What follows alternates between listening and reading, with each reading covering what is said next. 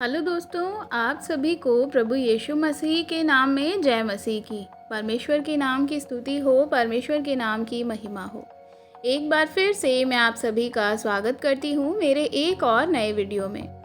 दोस्तों, ये वीडियो खास करके आप सभी मसीही भाई बहनों के लिए बहुत ही महत्वपूर्ण है, क्योंकि इस संदेश के द्वारा आज मैं आपको बताने वाली हूँ जानबूझकर पाप करते रहने के लिए।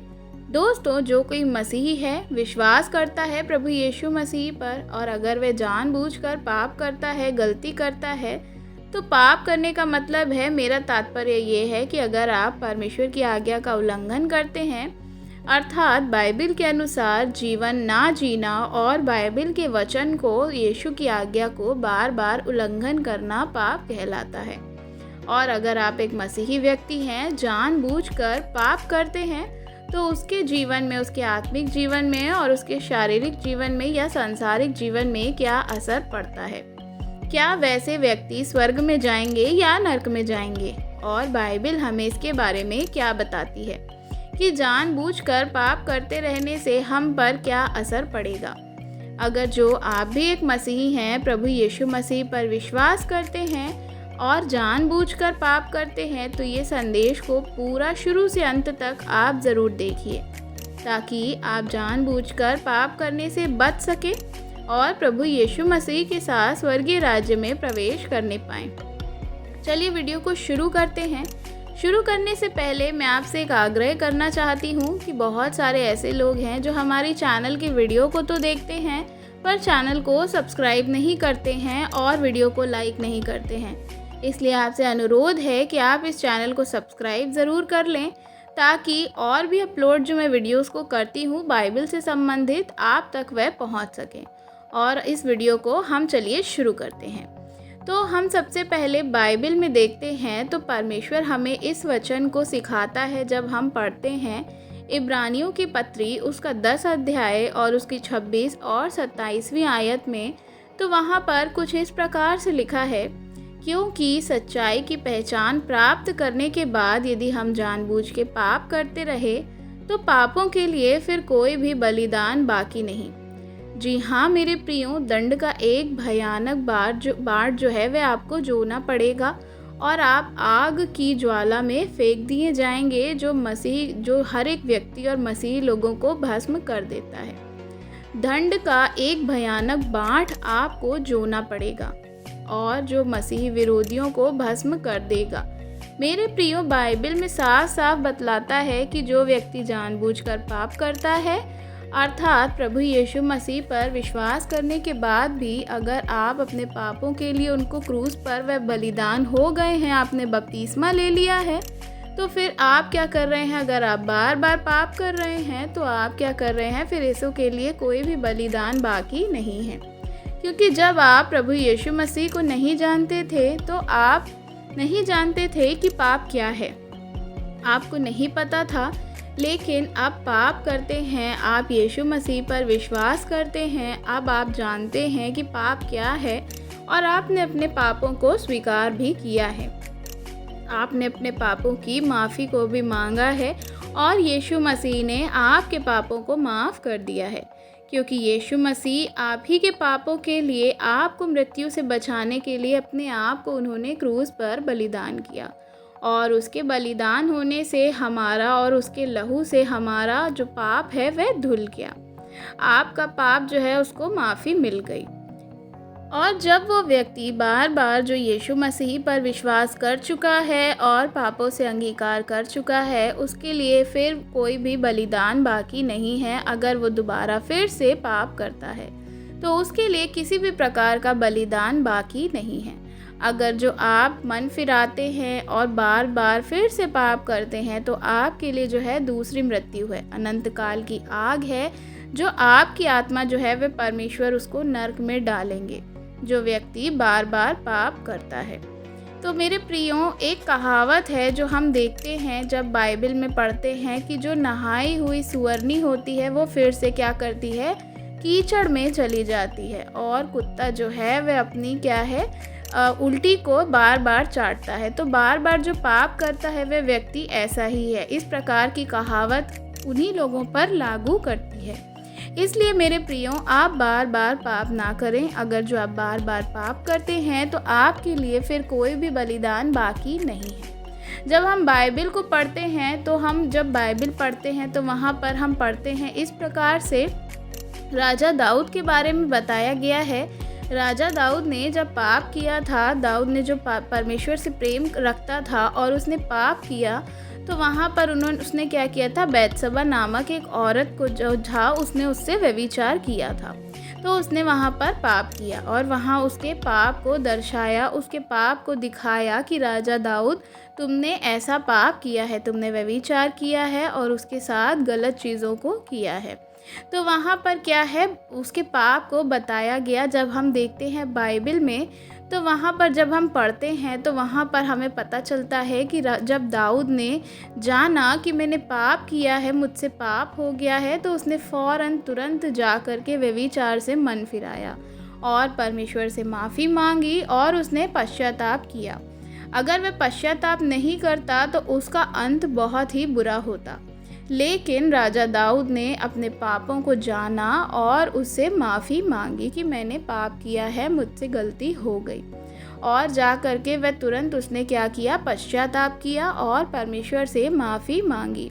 दूसरी तरफ हम जब देखते हैं कि बाइबल में जब हम पढ़ते हैं तो वहाँ पर हम देखते हैं कि एक नबी है जो उसे आशीष और श्राप देने का वरदान प्राप्त है। जब हम बालाम के विषय में पढ़ते हैं तो वह किसी को आशीष दे सकता है और किसी को श्राप दे सकता है।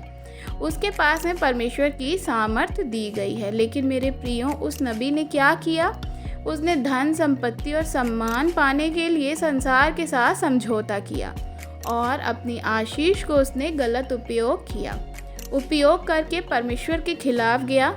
उसका अंत क्या हुआ कि जब उसके बारे में हम पढ़ते हैं तो बाइबल में हमें इस प्रकार से बताता है कि वह क्या हुआ, उसका जो अंत था वो बहुत ही बुरा हुआ था। पापी अवस्था में ही वह मर गया। मेरे प्रियो, आज अगर आप जानबूझकर पाप करते हैं, जानबूझकर पाप करते रहते हैं, तो आपके अंदर पवित्र आत्मा जो परमेश्वर ने दिया है वह धीरे धीरे आपसे हटने लगता है। आप जानबूझ करके पाप करते हैं तो आपके अंदर जो पवित्र आत्मा है वह बुझने लगता है और धीरे धीरे शैतान के हाथ में आप चले जाते हैं। आप शैतान के हाथ में पड़ जाते हैं और पाप में फंसना शुरू हो जाते हैं।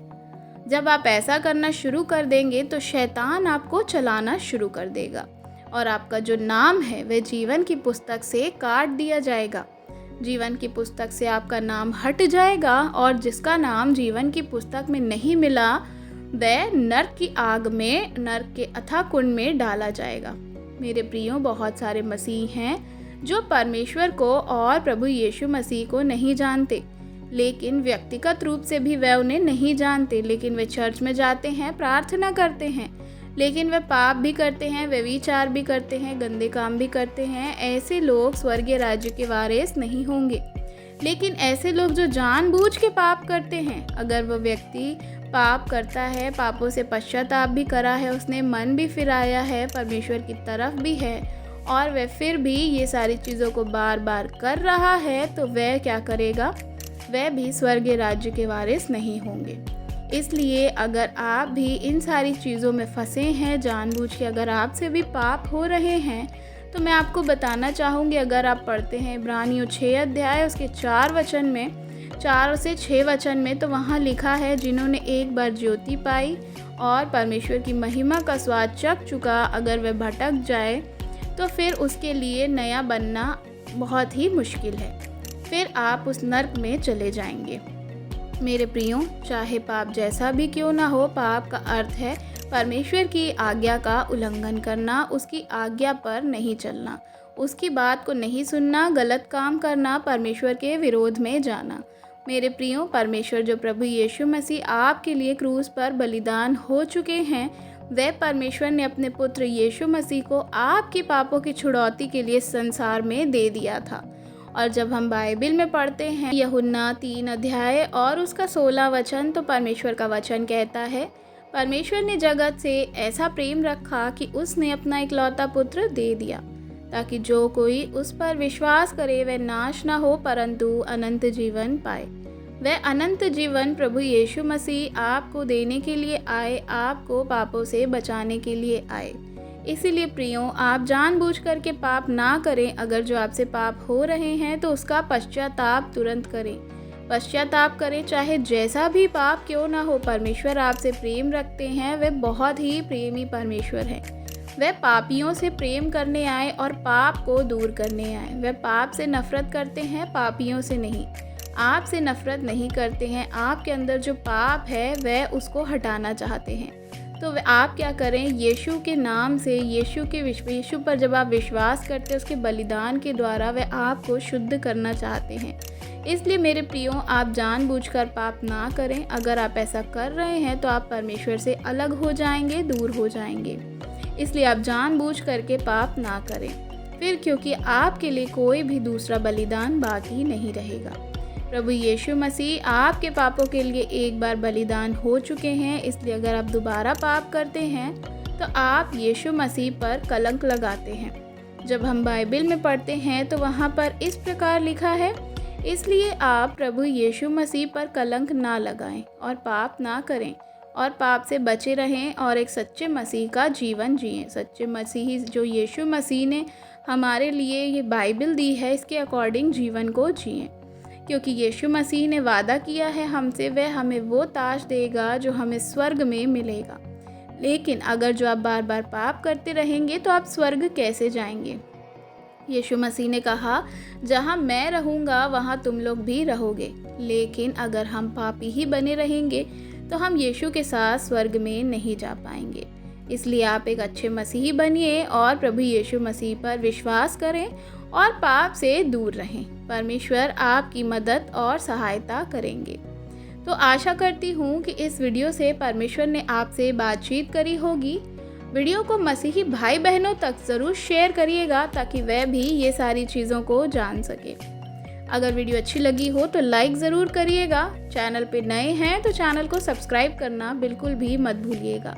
कमेंट में आप हमें अपनी राय बता सकते हैं। God bless you. जय मसीह की।